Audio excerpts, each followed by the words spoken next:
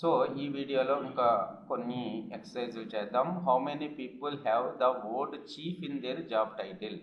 Chief అనేది job టైటిల్లో ఎక్కడో చోట ఉంది.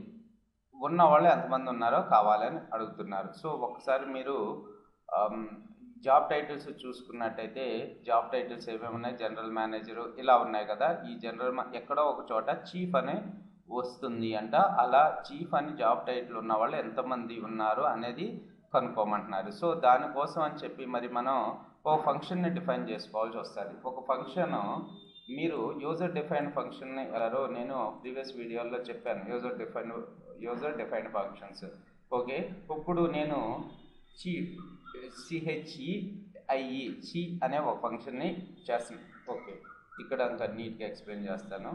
సో డెఫినేషన్, ఫంక్షన్ని డిఫైన్ చేసుకోవడానికి డెఫ్ అనే కీవర్డ్ని వాడదాం అనుకుందాం. ఓకే, ఇప్పుడు మీకు కావాల్సిన function name. So for suppose నేను ర్యామ్ అనే ఫంక్షన్ని డెవలప్ చేస్తున్నాను. ఫంక్షన్ పేరు ర్యామ్ అనుకుందాం. సో నాకు టైటిల్ని ఆర్గ్యుమెంట్గా తీసుకోవాలి కాబట్టి టైటిల్ని తీసుకుంటున్నాను. ఓకే, ఒక ఆర్గ్యుమెంట్ నేమ్ మీరు ఎక్స్ అని పాస్ చేసుకోండి, మీ ఇష్టం. ఓకే, ఎక్స్ అని పాస్ చేస్తున్నాను ఆర్గ్యుమెంట్ నేమ్. ఓకే, ఇప్పుడు మన మెయిన్ కండిషన్ ఏంటి? If chief is in title. Okay, chief CHIEF chief in title. In title అంటే మనకు వచ్చే ఆర్గ్యుమెంట్ పేరేంటి? X dot X. లోయర్ అని ఎందుకు ఇస్తున్నానంటే ఒకవేళ క్యాపిటల్ లెటర్స్లో ఉండొచ్చు కదా అక్కడ. సో మనం మళ్ళీ నేను ఎక్స్ప్లెయిన్ చేస్తాను నీట్గా, నో ప్రాబ్లం. ఓకే, లోయర్ అయితే ఏం చేయాలి? రిటర్న్ ట్రూని రిటర్న్ చేస్తున్నాను. లేకపోతే ఎల్స్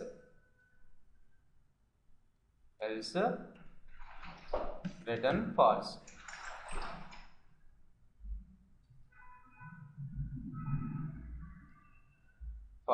ఓకే, ఇది మన స్టేట్మెంట్, ఇది మన ఫంక్షన్ అనుకున్నాం. రైట్, ఇప్పుడు నేను ర్యామ్ అనే ఫంక్షన్ని కాల్ చేస్తున్నాను. రామ్లో నేనేం చేస్తున్నానంటే రమేష్ అని ఇస్తున్నాను. ఇప్పుడు నాకు ట్రూని రిటర్న్ చేస్తుందా, ఫాల్స్ని రిటర్న్ చేస్తుందా? ఫాల్స్ని రిటర్న్ చేస్తుంది. ఎందుకంటే ఇక్కడ చూడండి, ఇక్కడ ర్యామ్ దగ్గర నుంచి నేనేం పాస్ చేశాను, ఎక్స్లోకి వచ్చి ఏం సేవ్ అవుతుంది? రమేష్ అనేది సేవ్ అవుతుంది. ఇఫ్ చెఫ్, ఇక్కడ ఫస్ట్ మనకి స్టేట్మెంట్ ఇలా కన్వర్ట్ ఇటు నుంచి ఇటు ఎగ్జిక్యూట్ అవుతుంది. అది అబ్జర్వ్ చేయండి. ఎక్స్ డాట్ లోయర్ అంటే రమేష్ని, యాక్చువల్గా ఇక్కడ నేను క్యాపిటల్ ఇచ్చాను. ఓకే, రమేష్ అనేది క్యాపిటల్ ఉంటే స్మాల్లో కన్వర్ట్ చేసి ఇక్కడ lower dot lower.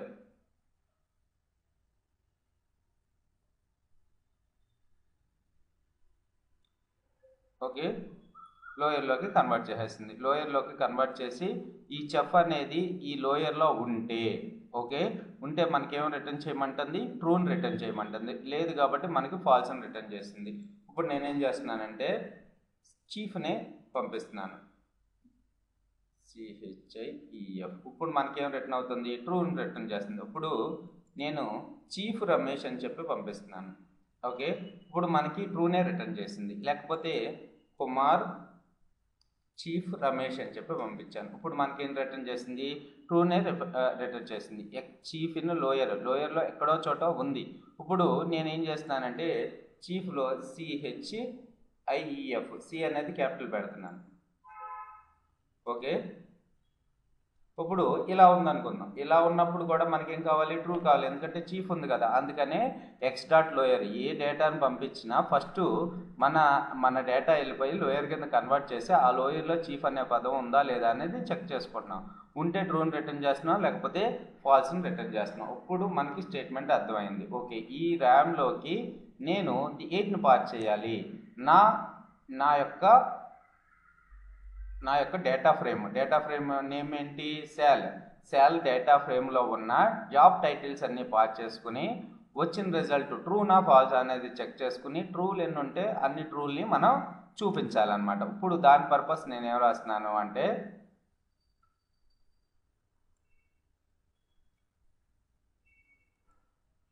Right.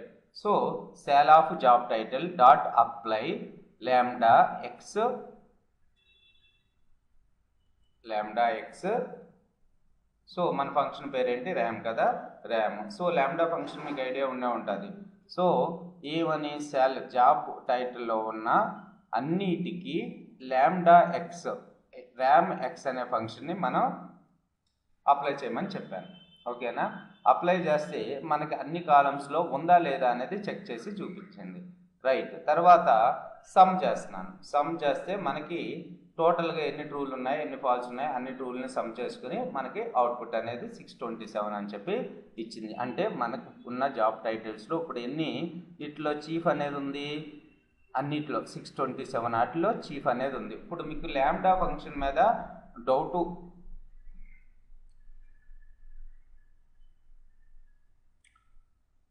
So ఫంక్షన్ని కాల్ చేసుకునేటప్పుడు మనం లాంబ్డా ఫంక్షన్ గురించి మీకు ఒకసారి మీరు గూగుల్లో సెర్చ్ చేయండి లాంబ్డా ఫంక్షన్ గురించి. లాంబ్డా చాలా సింపుల్గా ఉంటుంది అనమాట. సో లాంబ్డా ఫంక్షన్ని అప్లై చేసుకుని మనం ద్వారా మన యూజర్ డిఫైన్డ్ ఫంక్షన్ని కాల్ చేసుకున్నాం. అప్పుడు ఈ క్వరీని రన్ చేస్తున్నాం అనుకుందాం. రన్ చేసేటప్పుడు ఏమవుతుంది, ఒక ఫస్ట్ ఇటరేషన్ అప్పుడు apply lambda X apply function use చేసుకుంటున్నాం. అప్లై ఫంక్షన్ గురించి ఒకసారి చదవండి కావాలనుకుంటే మీరు. Apply function along input access of data frame.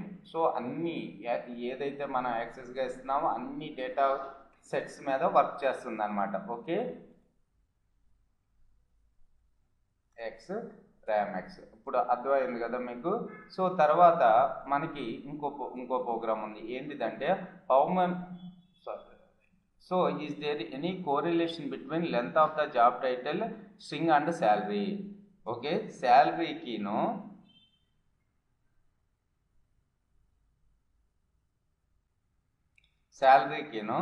Job టైటిల్కి ఉన్న లెంత్కి ఏమన్నా కోరిలేషన్ ఉందా అనేది ఇక్కడ అబ్జర్వ్ చేయమంటున్నాడు.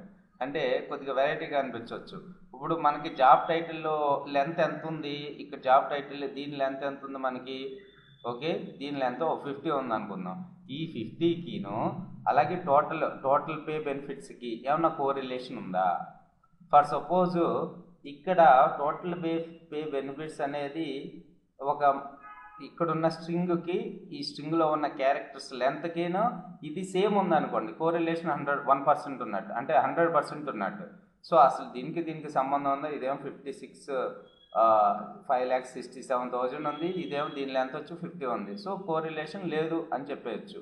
ఓకే, సో అసలు ఏమన్నా ఉందా అనేది మనల్ని కనుక్కోమంటున్నారు కాబట్టి మనం ఏం చేద్దామంటే ఫస్ట్ సో శాలరీ లెంత్ అసలు మన టైటిల్స్ అసలు ఎంత ఉందో చూద్దాం. ఓకే, సో ఇక్కడ ఫస్ట్ మనం ఏం చేద్దాము అంటే జాబ్ టైటిల్ అప్లై మెథడ్ను యూజ్ చేస్తున్నాను. Apply of length. So job title యొక్క లెంత్, అన్ని జాబ్ టైటిల్స్ యొక్క లెంత్ నేను కనుక్కుంటున్నాను. ఇక్కడ చూడండి. సో ఫస్ట్ జాబ్ టైటిల్ 46, 31 అన్ని జాబ్ టైటిల్స్ లెంత్లో మనకు వచ్చింది. ఓకే, సో ఈ జాబ్ టైటిల్లో ఉన్న లెంత్లకిను మన టోటల్ శాలరీకి అంటే గ్రాస్ పే శాలరీకి కోరిలేషన్ ఎంత ఉందో కనుక్కోమంటున్నాడు. అందుకని మనం ఏం చేస్తున్నాము అంటే సో ఒక వేరియబుల్, ఒక శాలరీకి నేను కాలంని యాడ్ చేస్తున్నా, టైటిల్ లెంత్ అనే కాలంని యాడ్ చేస్తున్నాను అనమాట. సో యాడ్ చేసిన తర్వాత మనకి టోటల్ లెంత్లో ఏమున్నాయో చూడండి. అంటే మనకు వచ్చిన టోటల్ శాలరీసే కదా ఉండేది. ఓకేనా, కామా తర్వాత ఏం కావాలి మనకి, టోటల్ పే బెనిఫిట్స్ కావాలి కదా. టోటల్ పే బెనిఫిట్స్ని కూడా పాస్ చేస్తున్నాను నేను ఇక్కడ. టోటల్ పే బెనిఫిట్స్ కొడితే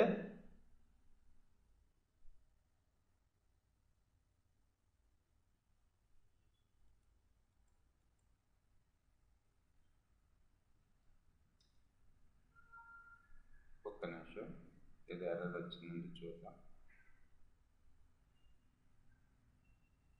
okay, total pay benefits title length మనకి 2 వచ్చినాయి. సో ఈ రెండింటి మధ్య కోరిలేషన్ మనం కనుక్కోమంటున్నారు. సో కోరిలేషన్ని ఎలా కనుక్కుంటామో చూద్దాం.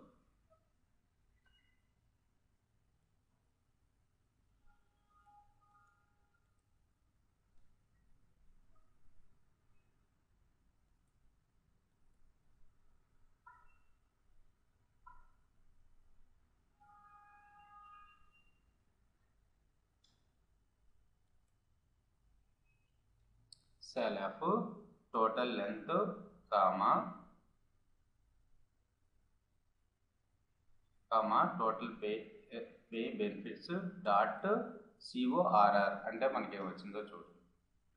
సో టైటిల్ లెంత్కి మనకి టైటిల్ లెంత్కి కోరిలేషన్ 1 ఉన్నది. టోటల్ లెంత్కి టోటల్ పే బెనిఫిట్కి కోరిలేషన్ నెగిటివ్స్లో ఉంది. ఓకే, సో ఇక్కడ మరి ఇంకా ఏదన్నా కొద్దిగా ఈక్వల్గా ఉన్నాయని చూద్దాం.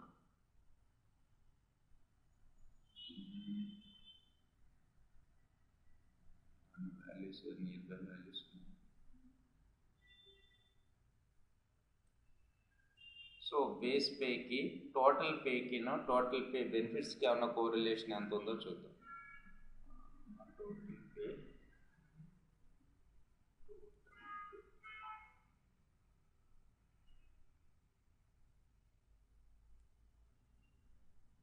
టోటల్ పే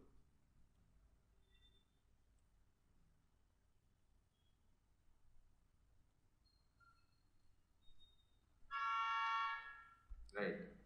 సో ఎంత ఉందంటే కోరిలేషన్ 0.9, నియర్, చాలా దగ్గరగా ఉంది.